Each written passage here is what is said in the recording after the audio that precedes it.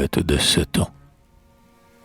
Et la mère, fermant le livre du devoir, s'en allait satisfaite et très fière, sans voix, dans les yeux bleus et sous le front plein d'éminence, l'âme de son enfant livrée aux répugnances.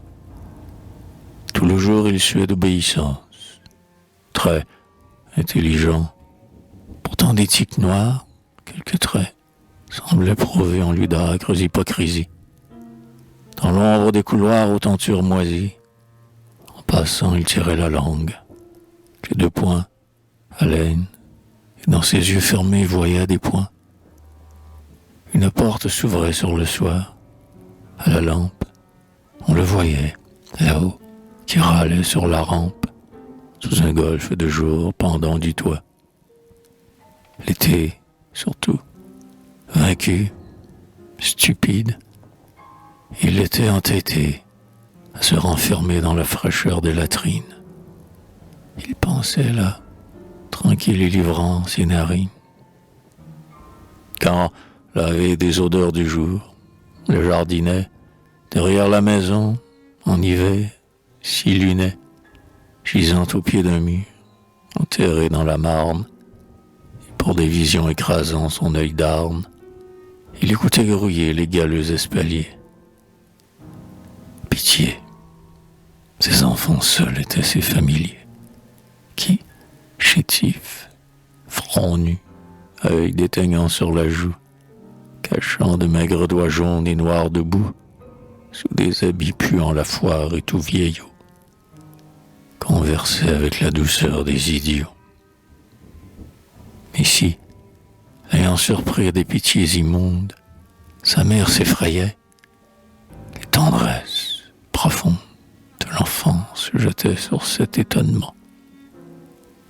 C'était bon.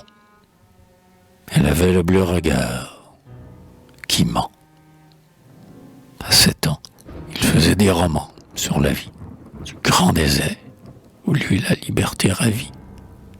Forêt, soleil, rive, savane.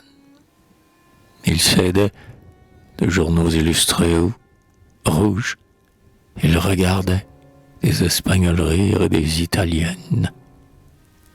Quand venait l'œil brun, folle en robe d'indienne, les 8 ans, la fille des ouvriers d'à côté, la petite brutale, et qu'elle avait sauté dans un coin, sur son dos en secouant ses tresses, et qu'il était sous elle, il lui mordait les fesses, car elle ne portait jamais de pantalon. Et, par elle meurtrie des poings et des talons, remportait les saveurs de sa peau dans sa chambre. Il craignait les blafards dimanches de décembre, où, pommadé, sur un guéridon d'acajou, il lisait une Bible à la tranche vert chou. Des rêves le pressaient chaque nuit dans l'alcôve. Il n'aimait pas Dieu, mais les hommes, qu'au soir fauve, noirs, en blouse, il voyait rentrer dans le faubourg, où les crières, en toit roulement de tambour, font autour des idées rire et gronder les foules. Il rêvait la prairie amoureuse, où des houles lumineuses, parfums sains, pubescence d'or, font leur remuement calme et prennent leur essor.